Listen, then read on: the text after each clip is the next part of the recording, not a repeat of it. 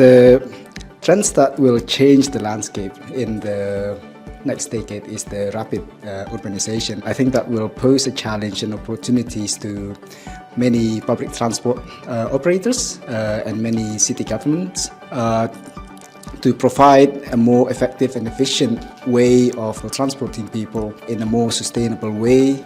I'm particularly excited about the integration, the transit-oriented development, the theory model with the smart mobility solution, aligning the metro development with the land use planning can create a compact and walkable community that can reduce the car dependent and GHG emission.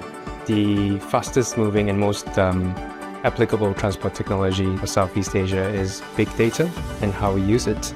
I believe there's a lot more that we can do, both in terms of unifying these data sets from the private sector and public sector to give the richness and insights of how we can improve cities and help them reach their ambition.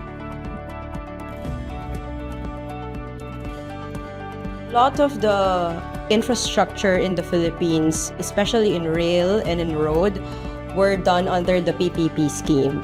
And majority of these have already been in half of their lives.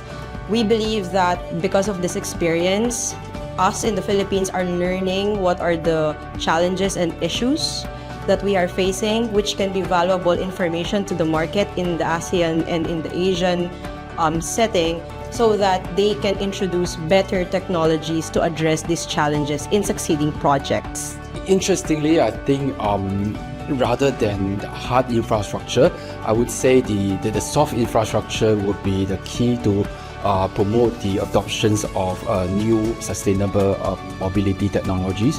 For example, the more collaboration between private and public sector in terms of sharing of knowledge from the private sectors and more forum for discussion of technologies, and that would help policymakers to adapt their policy. We've broadened our objectives for the transport sector to focus not only on safety and efficiency, but also now we're looking more towards inclusivity and sustainability, which I think is a good representative of the responsibilities of the transport sector. More than just getting people from place to place, we've looked at how transport might link with urbanization and how we can create a better community life for the people. And we've also adopted a more people-centric approach to transport solutions.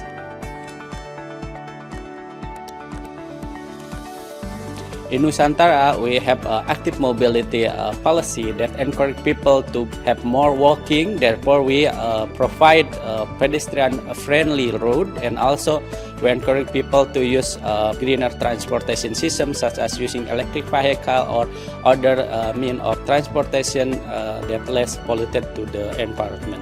In Cambodia, we also have the policy supporting the sustainable transport infrastructure.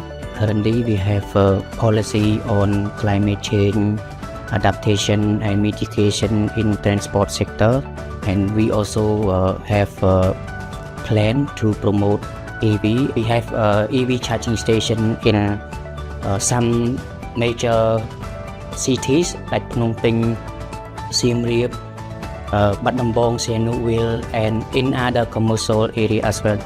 Due to the urban mobility and urbanization, so Asia's transportation will face multimodal transportation mode, low carbon and resilience. So based on this, in our country, we are also trying to evolve in the transportation sector, like introducing transport-oriented development, MRTs, roadside solarization, PPP-driven smart solution, etc. Based on this modern technology, our transportation system will have more resilience in the coming decades.